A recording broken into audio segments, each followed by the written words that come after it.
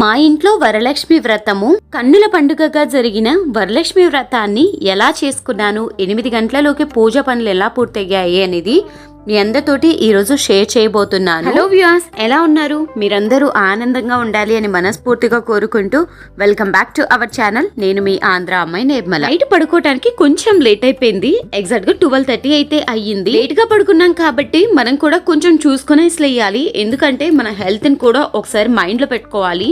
ఈ పూజలు వ్రతాలన్నీ ఒక సైడ్ అయితే మన హెల్త్ అనేది ఫస్ట్ ప్రిఫరెన్స్ ఇవ్వాలి మనం ఎప్పుడైనా. సరిగ్గా ఈ రోజు 4 గంటలకు లేచాను. 4 గంటలకు లేచి ఇండ్లు వాకిలి మొత్తాన్ని శుభ్రం చేసుకునేసి ఇంటి ముందు పద్మం నుగ్గును అలానే అష్టదళ పద్మం నుగ్గును పెట్టుకునేసి దేవుని ఫొటోస్ అన్నిటికీ నీట్గా అందంగా పూలను అలంకరించుకునేసి ఇంట్లో ఈరోజు నేను కామాక్షి దీపాన్ని అయితే వెలిగించుకుంటున్నాను. ఇలా ఇంట్లో కామాక్షి దీపాన్ని వెలిగించుకునేసి అన్నపూర్ణాదేవికి కూడా దీపం ధూపం నైవేద్యాన్ని సమర్పించుకున్నాను. ఇలా అమ్మవారి దగ్గర ఇంట్లో పూజ చేసుకున్న తర్వాత ఇంట్లో దీపం వెలిగించామనే ఫీలింగ్ అయితే కలిగిపోయింది. అలానే బ్రహ్మముహూర్త సమయంలో దీపం వెలిగించుకోవటం వల్ల చాలా మంచి ఫలితాలు అనేవి కలుగుతాయి. అలాంటి మంచి ఫలితాలు కలగాలి అంటే వరలక్ష్మి పూజను మళ్ళీ తర్వాత అయినా చేసుకోవచ్చు. ముందుగా ఇంట్లో దీపాన్ని వెలిగించుకునేసి ఆ తర్వాత మనము వరలక్ష్మి వ్రతానికి కావాల్సిన ఏర్పాట్లన్నీ చేసుకుందాము అని చెప్పేసి ముందుగా ఇక్కడ నేను దీపం వెలిగించేసుకునేసి ఆ తర్వాత దేవునికి ధూపాన్ని కూడా సమర్పించుకున్నాను. బ్రహ్మముహూర్త సమయంలో ఇంట్లో దీపాన్ని అయితే వెలిగించుకోవటం పూర్తయిపోయింది. ఇక ఇంటి బయటికి వెళ్ళేసి దీపం వెలిగించుకునేసి తులసి కోట దగ్గర అలా ముగ్గులను అలా కొంతసేపు బయట ఉండే క్లైమేట్ను చూస్తూ ఉండిపోయాను. ఒక 5 నిమిషాల పాటు అలా ఉండిపోగా చూడంగానే నాకు తులసి కోటను చూసి ఆ అష్టదళ పద్మం నుగ్గును చూసి చాలా ఆహ్లాదకరంగా అనిపించింది. అలానే ఇంటి గుమ్మాన్ని కూడా ఇలా అందంగా బియ్యం పిండితోటి పసుపు కుంకుమలతోటి అందంగా అలంకరించుకున్నాను. ఇక అమ్మవారికి నైవేద్యానికి కావాల్సిన ఏర్పాట్లను అయితే చేసుకుంటున్నాను. ఈ రోజు నైవేద్యం కింద ఇక్కడ చూపిస్తున్న వంటలన్నింటినీ నేను అమ్మవారికి నైవేద్యంగా ప్రిపేర్ చేస్తున్నాను. నైవేద్యాలు ప్రిపేర్ చేయడానికి సిద్ధం చేసుకున్న బౌల్స్ ఇవి. ప్రజెంట్ నేను పాయసానికి, అన్నానికి, పప్పుకైతే పెట్టుకుంటున్నాను.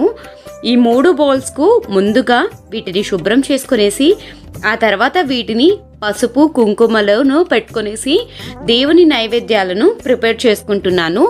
మనం పూజ చేసేటప్పుడు ఏ పని చేసినా శుద్ధితో పూజ చేయాలి. అలానే దేవునికి నైవేద్యం ప్రిపేర్ చేసేటప్పుడు కూడా నైవేద్యాలను భక్తి శ్రద్ధలతోటి శుద్ధితోటి దేవునికి నైవేద్యాలను అనేది తయారు చేయాలి.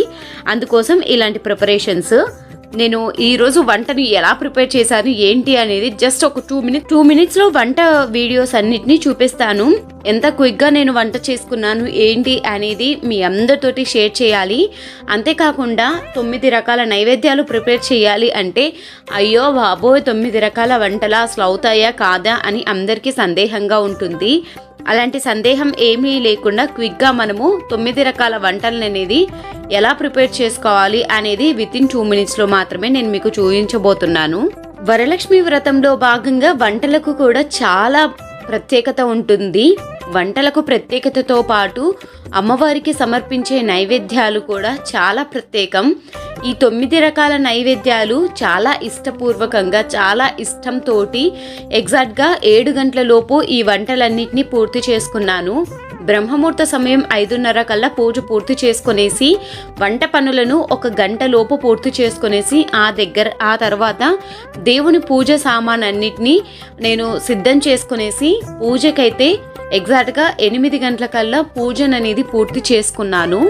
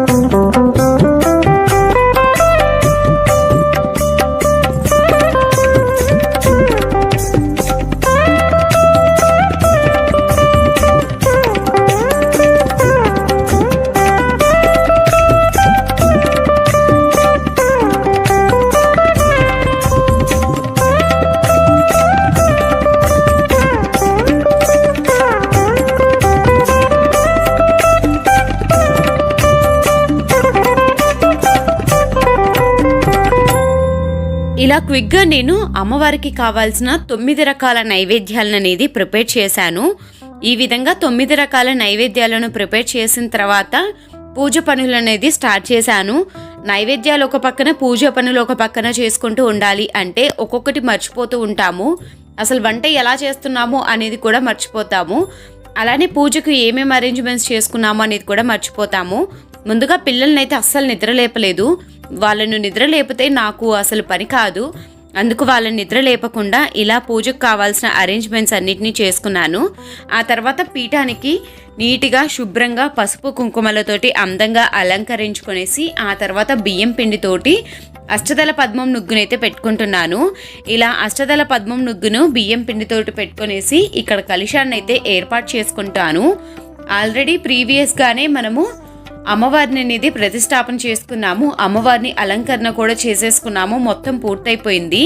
ఇక మనకు కావాల్సింది కలశ స్థాపన ఒక్కటే. ఆ కలశ స్థాపన చేసుకోవటం చాలా సింపుల్. కలశం పెట్టుకోవాలి అంటేనే అయ్యో కలశం పెట్టుకోవాలి అని ఫీల్ కావద్దండి ఎవరు కూడా. ఏ పూజకైనా కానీ మనం కలశం పెట్టుకునేసి చేసుకోవచ్చు చాలా సింపుల్గా. ఇలా ఒక పీఠం తీసుకునేసి ఆ పీఠం మీద పసుపు కుంకుమలతోటి అందంగా అలంకరించుకునేసి బియ్యం పిండితోటి నుగ్గు వేసుకునేసి ఇలా పసుపు కుంకుమలతోటి అలంకరించుకునేసి ఇలా ఒక ప్లేట్ను సిద్ధం చేసుకోవాలి. ఇలా సిద్ధం చేసుకున్న ప్లేట్లో 3 గుప్పెళ్ళ బియ్యం అనేది వేసుకోవాలి. ఈ 3 గుప్పెళ్ళ బియ్యాన్ని నీట్గా మనము కలశం చెమ్ము పెట్టుకోవటానికి అనుకూలంగా సరి చేసుకోవాలి. ఇలా సరి చేసుకున్న తర్వాత కలశం చెమ్మును అనేది పెట్టుకోవాలి. కలశం చెమ్ముకు అందంగా పసుపు కుంకుమలతోటి అందంగా అలంకరించుకునేసి కలశంకు చెమ్ముకు బొట్లను పెట్టుకోవాలి. బొట్లను పెట్టుకునేసి కలశంకు ఒక దారంను తీసుకునేసి 11 పోగులు 5 పోగుల్లాగా చేసుకునేసి దానికి ఒక తమలపాకును కట్టేసుకునేసి కలశం చెమ్ముకు అనేది పెట్టుకోవాలి. ఆ క్లిప్పింగ్ ఇక్కడ మిస్ అయిపోయింది. ఆ వర్క్ చేయడం కూడా మిస్ అయిపోయింది. కానీ నా మెయిన్ పూజా విధానంలో మాత్రం అది ఇంక్లూడ్ చేశాను. ఆ కలశం చెంబులో పసుపు కుంకుమ అక్షింతలు 1 రూపాయి నాణ్యంను వేసి కలశం చెంబు పైన ఇలా కలశానికి కావాల్సిన కొబ్బరికాయను అరేంజ్ చేసుకోవాలి. ఆ తర్వాత కలశానికి కావాల్సిన బ్లౌజ్ పీస్కు ఒక రెడ్ కలర్ బ్లౌజ్ పీస్ని తీసుకోవాలి. ఇక ఏ కలర్ పీస్ను తీసుకోకూడదు. ఇలా కలశానికి ఎరుపు రంగు బ్లౌజ్ పీస్ని తీసుకునేసి కలశం ఆకారం వచ్చేటట్లుగా ఇలా నేను చూపిస్తున్న విధంగా కలశం మీద కలశానికి అరేంజ్ చేసుకోవాలి. కలశం చెమ్ముకు ఇలా అందంగా అలంకరించుకోవటం చాలా సింపుల్. దీని ఏమీ లేదు. పొడుగా ఫోల్డ్ చేసుకునేసి మన కలశానికి తీసుకున్న కొబ్బరికాయ ఎంత సైజులో ఉందో ఆ సైజును బట్టేసి మనము ఈ ఫోల్డింగ్స్ అనేది చేసుకునేసి ఇలా ఫోల్డ్ చేసుకోవాలి. ఇలా ఫోల్డ్ చేసుకున్న తర్వాత మనకి ఇది కంప్లీట్గా ఈ విధంగా అయితే ఓపెన్ అవుతుంది. ఈ విధంగా ఓపెన్ అయిపోయిన తర్వాత లోపల సైడ్ మనం కావాలి అంటే ఒక చిన్న పెన్ను కూడా పెట్టుకోవచ్చు. ఇది మనకు కలశానికి కావాల్సిన జాకెట్ పీస్ అయితే తయారైపోయింది. ఈ జాకెట్ పీస్కు లోపలి సైడు ఎక్కడ ఏమి పోకుండా స్టిఫ్గా ఉండటం కోసం ఒక పిన్ అయితే ఇలా అరేంజ్ చేసుకునేసి ఆ బ్లౌజ్ పీస్ను కలశానికి కొబ్బరికాయను పెట్టుకున్నాం కదా ఆ కొబ్బరికాయ మీద పెట్టుకోవాలి. యాక్చువల్గా చాలామంది కొబ్బరికాయను పీచు తీసిన కొబ్బరికాయని పెట్టుకుంటారు. కొందరు పీచు తీయని కొబ్బరికాయని పెట్టుకుంటారు. మేమైతే పీచు తీయని కొబ్బరికాయని పెట్టుకుంటాము. అందుకు పీచు తీయని కొబ్బరికాయనే మీకు అందరికీ చూపిస్తున్నాను. ఇలా కలశానికి అందంగా సిద్ధం చేసుకోవాలి. ఇలా సిద్ధం చేసుకున్న తర్వాత ఈ బ్లౌజ్ పీస్ కూడా మనము పసుపు కుంకుమ బొట్లను అనేది అందంగా అలంకరించుకోవాలి. కొంచెంగా పసుపు తీసుకునేసి దానికి ఒక చిన్న కుంకుమ బొట్టును పెట్టుకోవాలి. ఇలా కలశ స్థాపన అనేది పూర్తయిపోతుంది. ఈ విధంగా కలశాన్ని అందంగా అలంకరించుకొని పూజకు కావాల్సిన ఐటమ్స్ అన్నిటినీ సిద్ధం చేసి పెట్టుకున్నాను. వంట పని పూర్తయిపోయి కలశానికి అన్నీ కావాల్సిన ఏర్పాట్లు చేసుకునేసి పూజకు కావాల్సిన నైవేద్యాలన్నింటినీ సిద్ధం చేసుకునేలోకి 7:30 అయితే అయిపోయింది. 7 గంటలలోకి వంట పనులు అయిపోయాయి. 7:30 వరకు పూజ పనులు ఇవన్నీ అయిపోయాయి. ఆ తర్వాత నేను కూడా అందంగా రెడీ అయ్యేసి వచ్చేసి ఆ తర్వాత నేను పూజకు కావాల్సిన పూజా సామాగ్రిని అన్నిటినీ సిద్ధం చేసుకునేసి పూజకైతే కూర్చొనేసి వరలక్ష్మి వ్రతం బుక్ను చూస్తూ పూజ అనేది చేసుకుంటున్నాను. ముందుగా దేవుని దగ్గర దీపం వెలిగించుకున్నాను. ఈరోజు పూజ గదిలో అలానే వరలక్ష్మీదేవి దగ్గర రెండిటి దగ్గర నేను కామాక్షి దీపాన్ని వెలిగించుకుంటున్నాను. చాలా వరకు కామాక్షి దీపాన్ని ఎప్పుడు తెచ్చుకోవాలి అనే సందేహం ఉంటుంది. ఆ సందేహాన్ని కూడా నేను మీకు త్వరలోనే తీరుస్తాను. మొదటిసారిగా కామాక్షి దీపాన్ని వరలక్ష్మి వ్రతం రోజున నేను ఇంట్లో పూజించుకుంటున్నాను కాబట్టి కామాక్షి దీపానికి కింద కొంచెంగా బియ్యం పోసుకునేసి ఆ తర్వాత దీపాన్ని అయితే వెలిగించుకున్నాను. ఈరోజు మీకందరికీ చెప్పనా ఒక విషయం, ఎందుకో తెలియని సాటిస్ఫాక్షన్, హ్యాపీ ఫీలింగ్, ఎందుకో తెలియని మనసులో బాధ మొత్తం పోయినట్లుగా అనిపించింది నాకు. ఒక్కసారి వరలక్ష్మి వ్రతం చేసుకుంటేనే ఇంత మంచి సాటిస్ఫాక్షన్ ఫీలింగ్ కనిపిస్తుందా అనిపించింది. నైట్ నిద్రపోని విషయాన్ని మర్చిపోయాను, పూజకు ఇంత సామాగ్రిని ప్రిపేర్ చేసుకున్న విషయాన్ని మర్చిపోయాను. ఒక్కసారి దేవుని దగ్గర కూర్చొనేసి ఆ వరలక్ష్మి వ్రతం బుక్కును చదువుతూ ఉంటే మనసుకు ఎక్కలేని ప్రశాంతత అనిపించింది. ఈరోజు మా ఇంట్లో వరలక్ష్మి వ్రతం చాలా కన్నుల పండుగ జరిగింది. మొదటిసారిగా నేను ఇంత సంతోషంగా వరలక్ష్మి వ్రతాన్ని అయితే చేసుకున్నాను అనిపించింది. ముందుగా వరలక్ష్మి వ్రతాన్ని చేసుకునేటప్పుడు గణేష్ ఆరాధన అనేది ముఖ్యంగా చేసుకోవాలి. వరలక్ష్మి వ్రతం బుక్లో మనకు గణేషుణ్ణి ఏ విధంగా ఆరాధించుకోవాలి అనేది కూడా మనకు ఉంటుంది. ముందుగా గణేషుని ఆరాధన చేసుకోవటం కోసము మనము గణేషుని పసుపుతో చేసుకొనేసి గణేషునికి ముందుగా పూజను ఆచరించాలి. అలా పూజను ఆచరించిన తర్వాత మాత్రమే వరలక్ష్మి వ్రతం బుక్లో ఉండే ప్రతి ఒక్కటి మనము చదువుకుంటూ పూజను అనేది చేసుకుంటూ ఉండాలి. ఈ వరలక్ష్మి పూజ అనేది చాలా సులభంగా, చాలా సింపుల్గా చేసుకోవచ్చు. ముందుగా మనము గణేషుని ఆరాధన పూర్తయిపోయిన తర్వాత అమ్మవారిని ఆవాహనం చేసుకోవటం కోసం పసుపు, కుంకుమ, అక్షంతలు, పూలతోటి అమ్మవారిని ఆహ్వానం పలకాలి. అలా ఆహ్వానం పలికిన తర్వాత శుద్ధోదకంతో ముందుగా పూజించాలి. శుద్ధోదకంని ముందుగా పూజించుకున్న తర్వాత మనము కలశానికి కూడా స్థాపన చేసుకోవాలి. ఇలా కలశ స్థాపన చేసుకున్న తర్వాత ఆ బుక్లో ఉండే నియమాలన్నింటినీ పాటించుకుంటూ మనం చదువుకుంటూ పూజను అనేది పూర్తి చేసుకోవాలి. వరలక్ష్మి అష్టోత్తర శతనామవళి. ఓం ప్రకృత్యే నమః, ఓం వికృత్యే నమః, ఓం విద్యాయే నమః. స్తోత్రాలన్నీ పూర్తయిపోయిన తర్వాత దేవునికి ధూపాన్ని సమర్పించాలి. దీపం, నైవేద్యం, పానీయం, తాంబూలం, నీరాంజనం, మంత్రపుష్పం, ప్రదక్షిణం, నమస్కారము వీటన్నిటిని పూర్తి చేసుకున్న తర్వాత తోర పూజ చేసుకోవాలి. తోర పూజ చేసేటప్పుడు కలశ స్థాపన దగ్గర మనం తోరమును ఉంచేసి తోరం మీద అక్షంతలు, గంధము, పుష్పము అన్నిటితోటి తోర పూజను చేసుకోవాలి. తోర పూజను చేసుకుని తోరమును మన భర్త చేత కట్టించుకోవాలి. తోరమును కట్టుకునేటప్పుడు ఈ మంత్రాన్ని జపిస్తూ మనము తోరం అనేది కట్టుకోవాలి. భద్రామి దక్షిణే హస్తి నవసూత్ర శుభప్రదం పుత్ర పౌత్రాభివృద్ధిచ్చ మమ సౌభాగ్య దేవి హే రమే అని మంత్రాన్ని జపిస్తూ తోరమును అనేది కట్టుకోవాలి. ఇలా తోరమును కట్టుకున్న తర్వాత నుంచి వరలక్ష్మి పూజ వ్రతం అనేది మనకు కథ ప్రారంభమవుతుంది. కథ మొత్తాన్ని కంప్లీట్గా చదువుకోవాలి. చదువుకున్న తర్వాత మనము ఎవరికైనా వాయినాలు ఇవ్వాలి అనుకున్న వాళ్లకు వాయినాలు ఇచ్చుకోవాలి. ఇలా వాయినాలు ఇచ్చుకోక ముందు మనం పూజ మొత్తం పూర్తయిపోయిన తర్వాత మనకు సంతృప్తిగా ఫలితం అనేది కలగాలి అంటే ఒక చిన్న పనిని చేస్తేనే మనకు ఈ వ్రతం యొక్క ఫలితం అనేది కలుగుతుంది. వ్రతం యొక్క పూర్తి ఫలితాన్ని కలగాలి అని అందరూ ఆశిస్తారు. ఆ వ్రతాన్ని మనము ఏ విధంగా చేసినా కొన్ని చిన్న చిన్న మిస్టేక్స్ అనేది జరుగుతూ ఉంటాయి. అది కామన్. ఇంట్లో మనం నిత్య పూజ చేసుకునేటప్పుడు కూడా ఒక్కోసారి అన్నిటినీ మనము గుర్తుపెట్టుకుని చేసుకోలేము. అలాంటప్పుడు వ్రతం చేసినప్పుడు భక్తి శ్రద్ధలతోటి దేవునికి పూజించి మనము వ్రతాన్ని ఆచరించడం మంచిది. అలా భక్తి శ్రద్ధలతోటి వ్రతాన్ని ఆచరించిన తర్వాత మనము వ్రతం యొక్క పూర్తి సంకల్పం కలగాలి అనుకుంటే వాయినాలు ఇచ్చిన తర్వాతనో వాయినాలు ఇవ్వకముందో పూజ పూర్తి అయిపోయిన తర్వాత కానీ భర్తతోటి ఆశీస్సులను కనుక తీసుకున్నట్లయితే మనకు ఈ వరలక్ష్మి వ్రతం యొక్క పూర్తి ఫలితం అనేది కలుగుతుంది.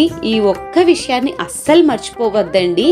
సో మనము సంవత్సరాల తరబడి ఎన్ని చేసినా ఏమి చేసినా కానీ మనకు ఎక్కడా కలగని ఫలితము ఈ వరలక్ష్మి వ్రతం రోజున ఈ వ్రతాన్ని ఆచరించి భర్త చేతుల మీదుగా అక్షంతలను వేయించుకుంటేనే ఈ వ్రతానికి ఫలితము కలుగుతుంది. ఇదొక్క విషయాన్ని అస్సలు మర్చిపోకుండా స్కిప్ చేయకుండా మీరు ఎంత వ్రతం చేసినా ఏ పూజ చేసినా భర్త ఆశీస్సులు అనేది ఉండాలి అనేది మీరు ఒక విషయాన్ని గుర్తుపెట్టుకునేసి ఈ వరలక్ష్మి వ్రతం పూజ పూర్తయిన వెంబటే భర్తతోటి ఆశీర్వచనాలు తీసుకోండి. అలానే మీ ఇంట్లో ఎవరైనా పెద్దవాళ్ళు ఉన్నా కానీ వాళ్ళతో కూడా ఆ ఆశీర్వచనాలు తీసుకోండి.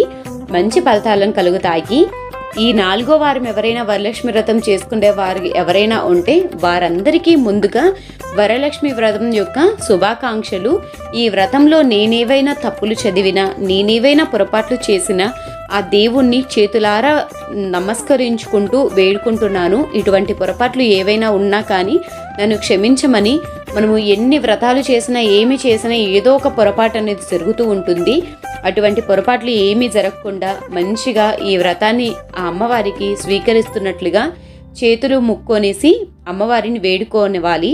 పూజ మొత్తం పూర్తయిపోయిన తర్వాత అమ్మవారికి కొబ్బరికాయను కూడా నైవేద్యంగా సమర్పించాలి. అలా కొబ్బరికాయని నైవేద్యంగా సమర్పించి ఆ తర్వాత అమ్మవారికి ఇంకోసారి ధూపాన్ని కూడా సమర్పించాలి.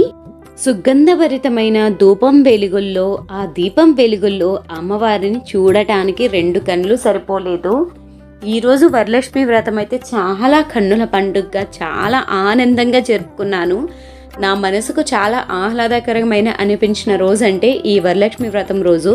ఐ హోప్ మీకు అందరికీ ఈ వీడియో చాలా బాగా నచ్చింది అనుకుంటా. నచ్చితే లైక్ చేసి షేర్ చేయండి. అలానే మరిన్ని ఇంట్రెస్టింగ్ వీడియోస్ మన ఛానల్లో చూడాలి అనుకుంటే బెల్ ఐకాన్ కూడా యాక్టివేట్ చేసుకోండి. అలా చేయడం వల్ల నేను పెట్టే ప్రతి వీడియో నోటిఫికేషన్ మీ దాకా వస్తుంది. మరొక ఇంట్రెస్టింగ్ వీడియోతోటి మళ్ళీ కలుద్దాం. Take care, bye bye.